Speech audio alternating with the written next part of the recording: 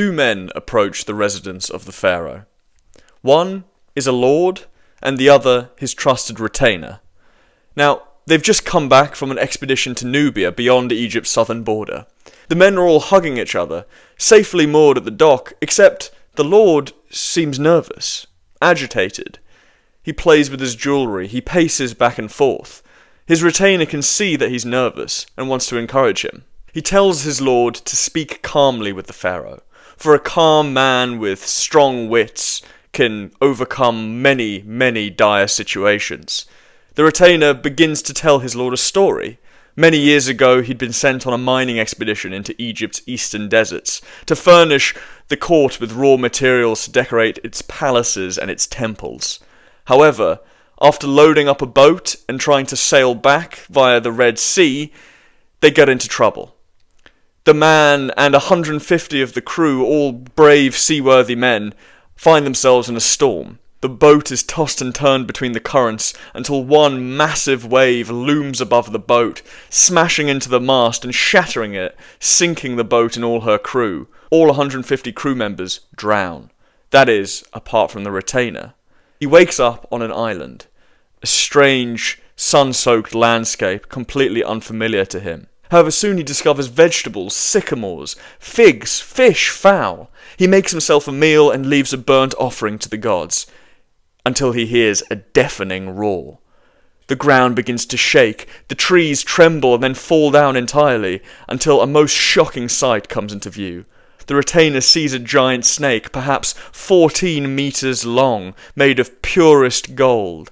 Its brow made from glittering blue lapis lazuli from the farthest corners of the east.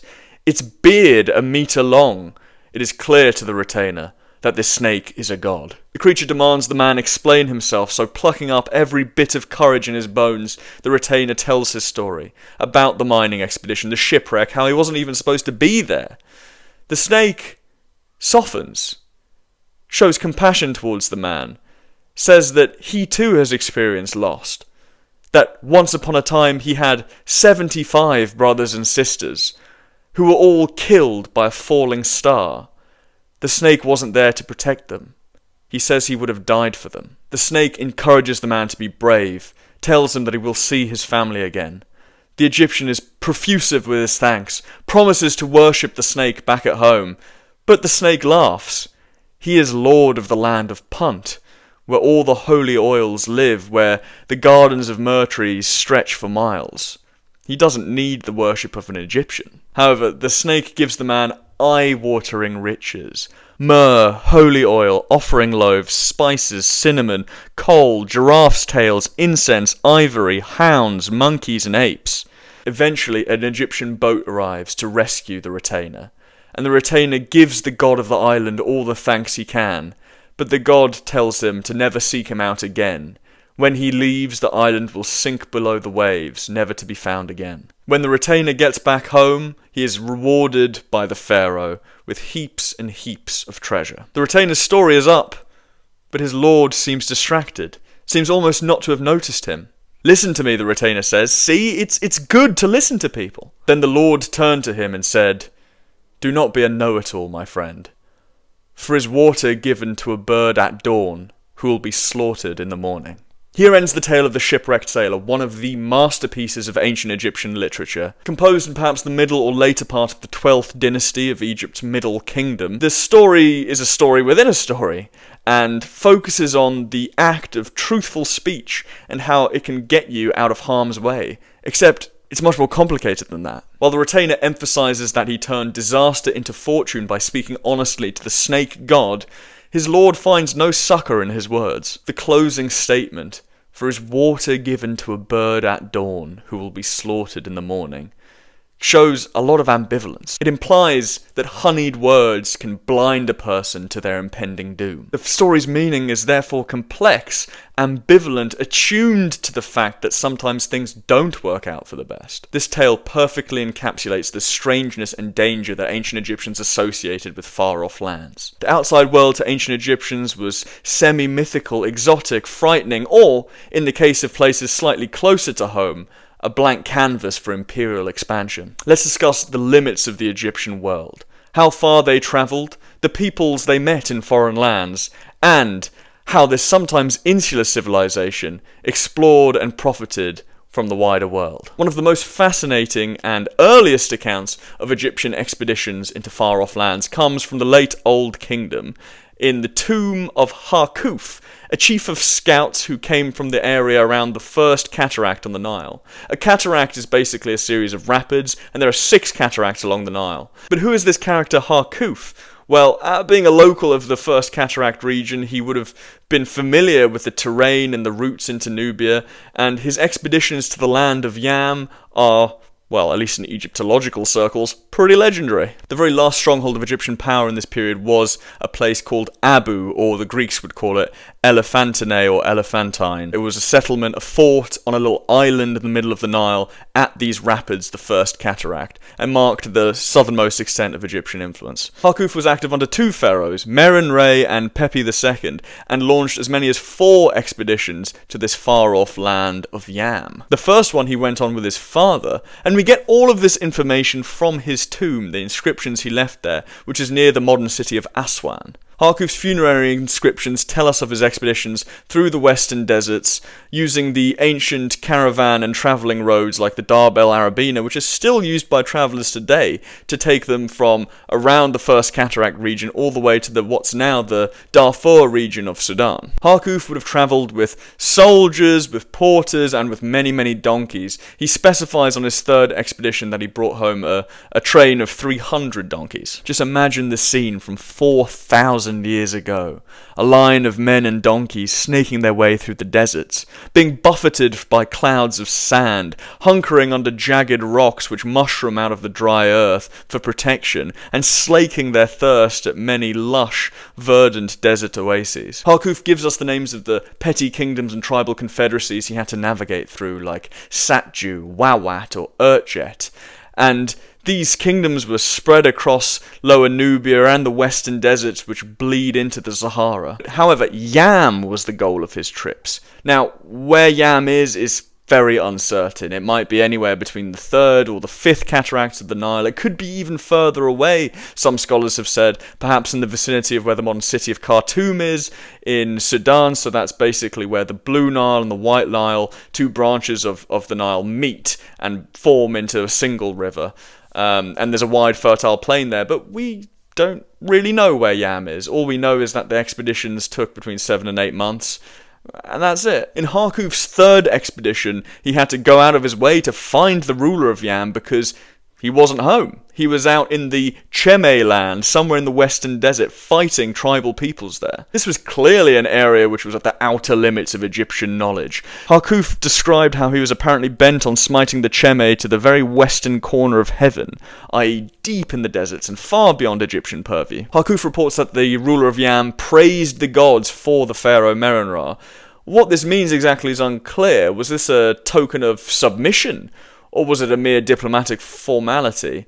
Or perhaps Harkhuf was simply overstating his influence with the ruler of Yam. We can't be sure. Nubian archaeology of the period of Harkhuf's expedition show a region with increasing social complexity, but one which is also increasingly defined by its relationship with Egypt. Egypt at this point had already grown powerful and complex enough to fill the Giza skyline with some of the most impressive buildings ever constructed. A preponderance of Egyptian grave goods in the graves of people in Nubia at this time kind of show Egypt's influence and reveal that Egypt was something of a cultural centre to a Nubian periphery. Now, Harkhuf returned to Egypt laden with goods, with ivory, incense, precious oils, ebony throw sticks, and leopard skins.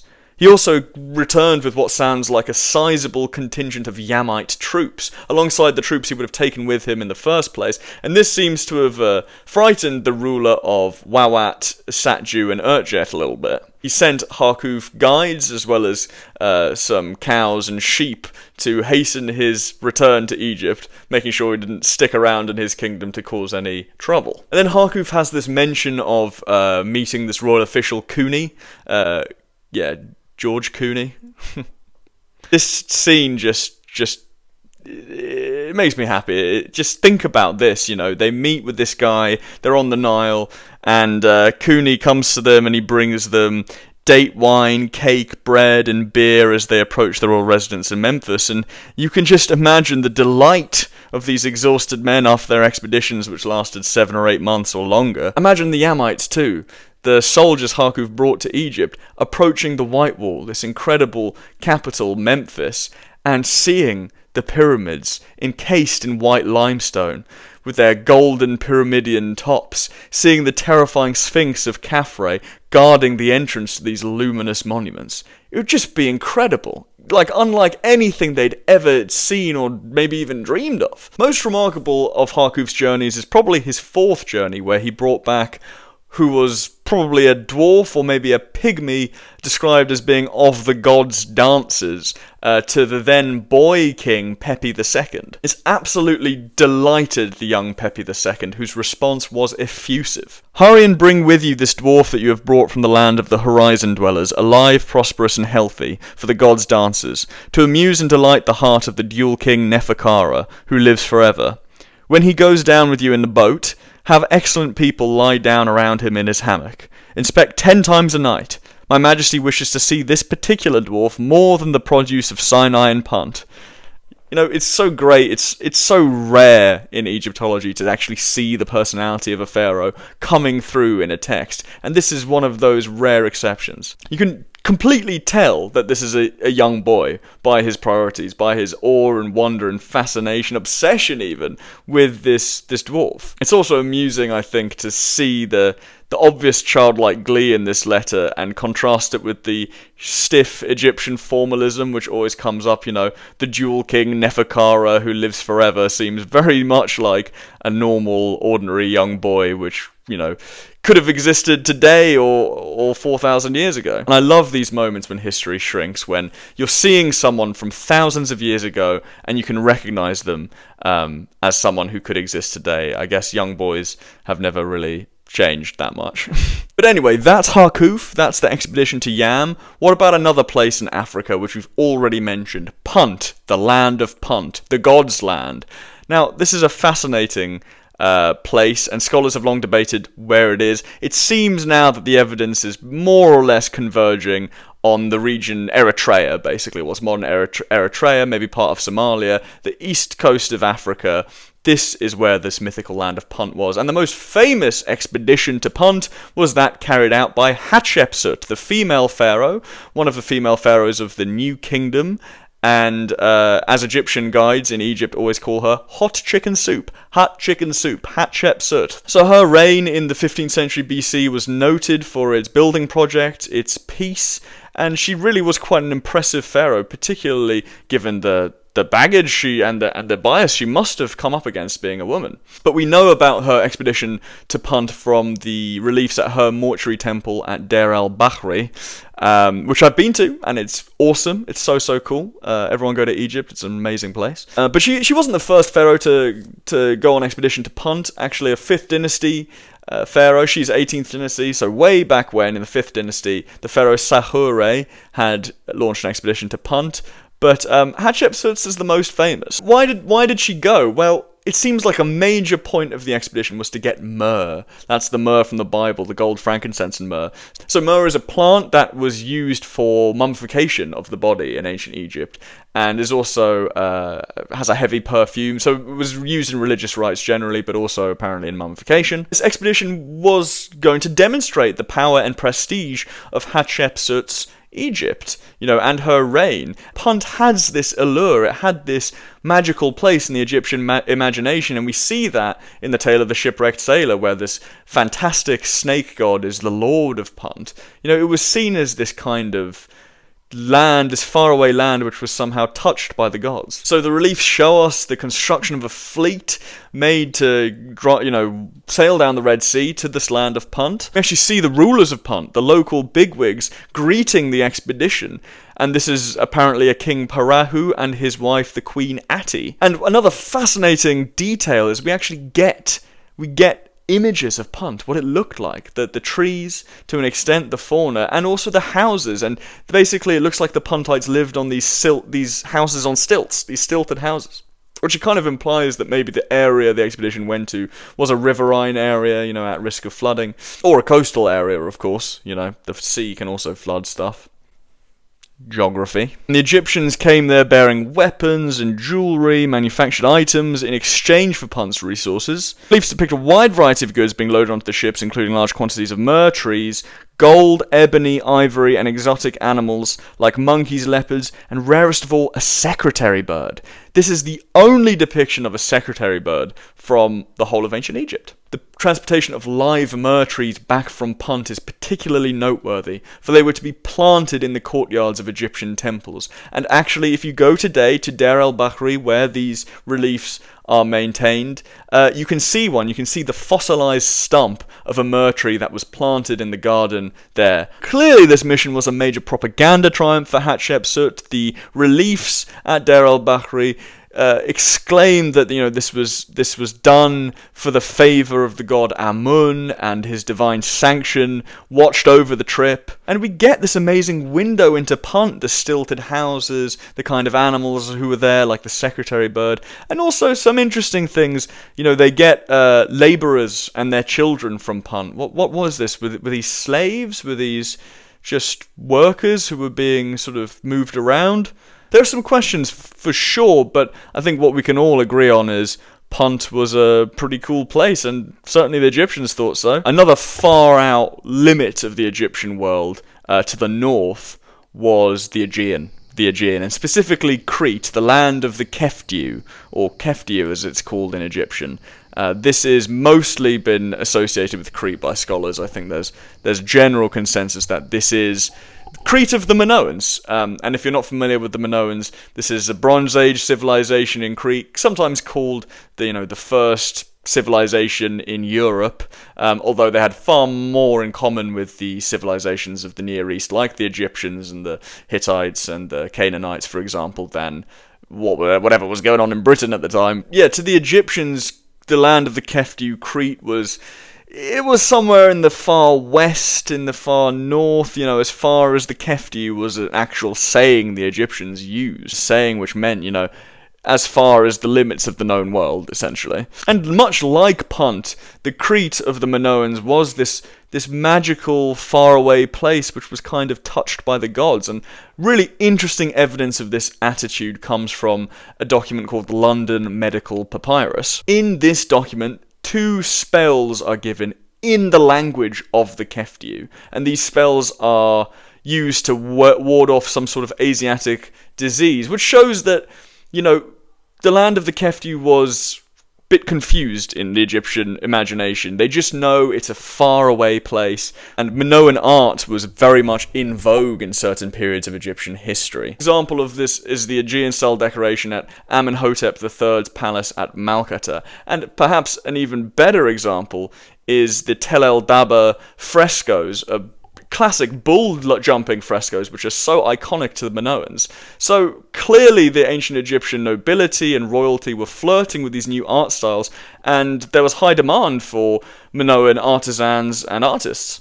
Interesting questions arise from what this iconography meant in an Egyptian context. The bull motifs that Minoans favoured, did these stay the same? Did their meaning stay the same in an Egyptian context? Or were these images being reinterpreted as images of Egyptian gods like Hathor or Apis, also associated with cattle? We also see Minoan influence in the presence of writer, which are basically large vessels which stored, sacred liquids which would be used in religious rituals.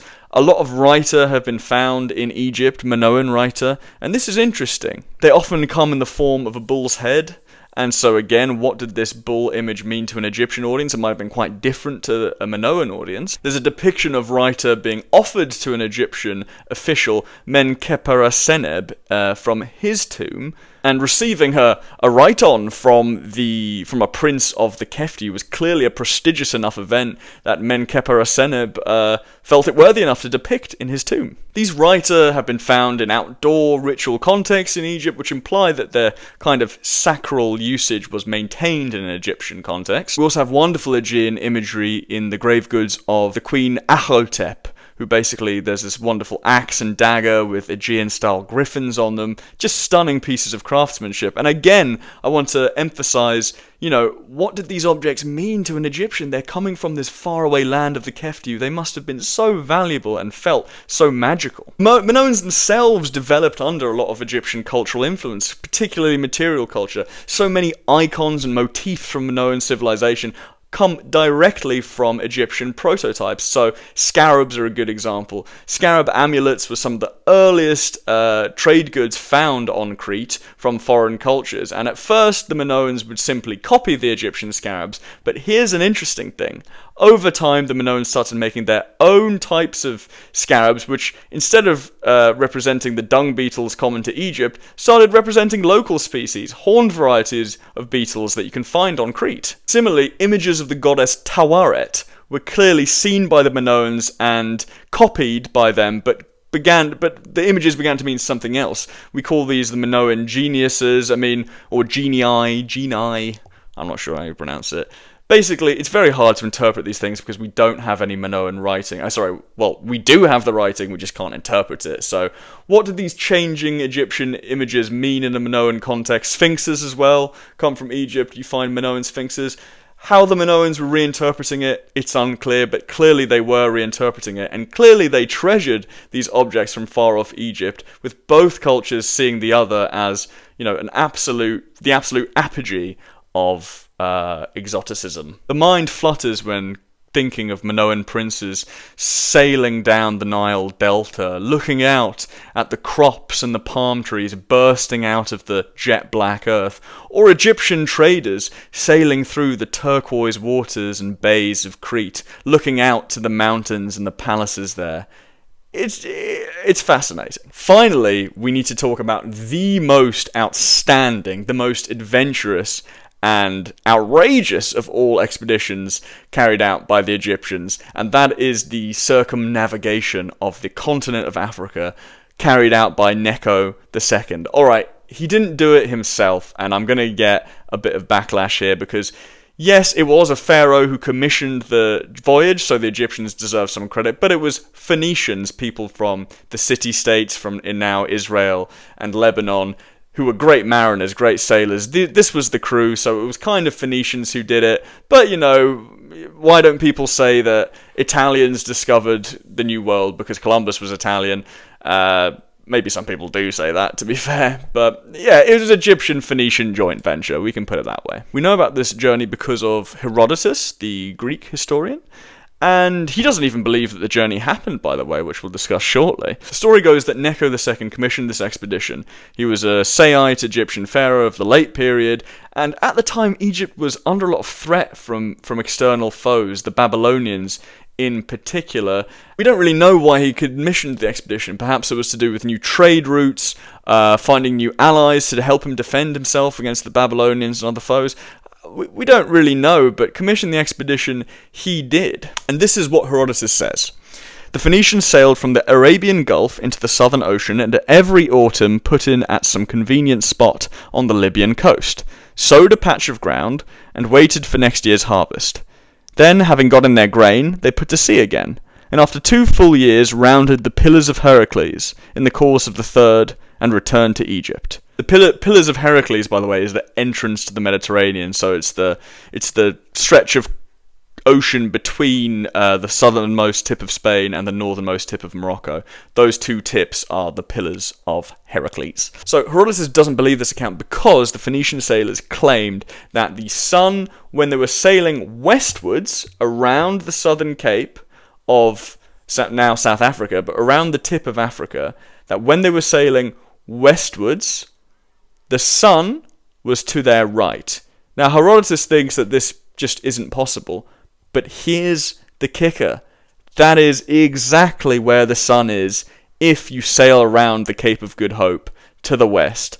That is where it is. I'll try and explain it now. I'm not very good with astronomy, geography, whatever, but I'm going to try and explain this. Basically, in the southern hemisphere, the sun rises in the east, moves across the northern part of the sky, and sets in the west. This is the opposite of what happens in the northern hemisphere, where the sun travels across the southern part of the sky.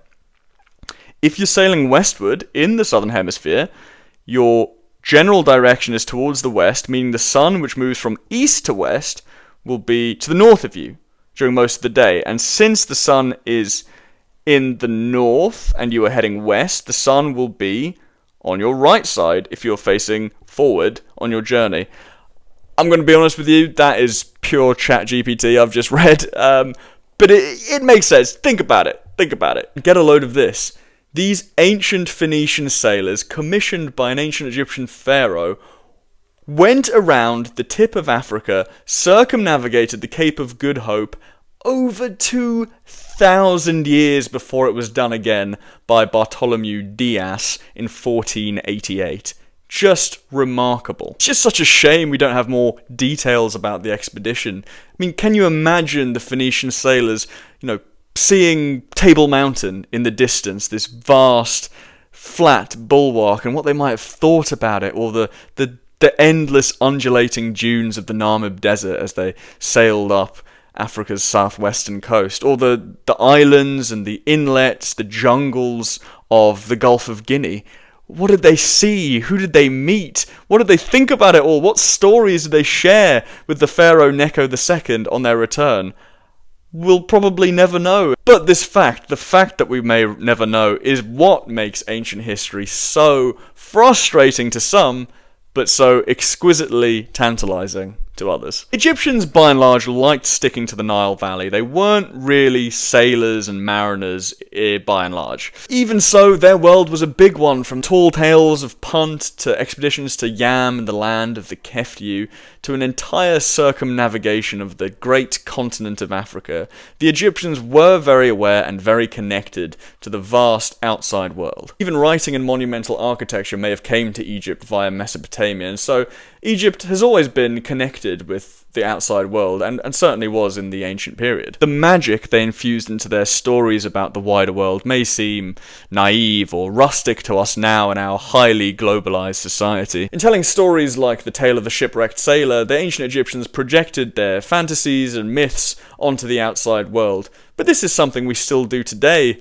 It can be hard to understand people from alien cultures, and exoticizing and stereotyping are still pitfalls that many people fall into. But what the Egyptians do capture is this feeling of the wider world as an enigmatic and exciting, fantastical place. And even today, with our Wikipedia pages and our Google Maps, it's still true that the world is vast, it's scary, it's fascinating as hell. And there's no substitute, even though we can Google, stuff about foreign countries, there's no substitute to going there yourself. Doing so, exploring other cultures, sharing ideas and friendships with people from all around the world might just make us as happy as Hatshepsut planting her myrrh tree from the distant land of Punt in the courtyard of her temple, or perhaps as a shipwrecked sailor saved from disaster, or a Phoenician seaman who, after years traversing the coastline of Africa, spots the distant Pillars of Hercules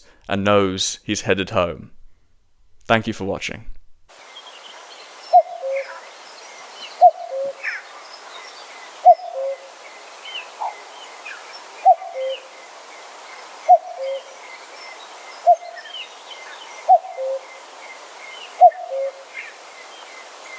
Thank you.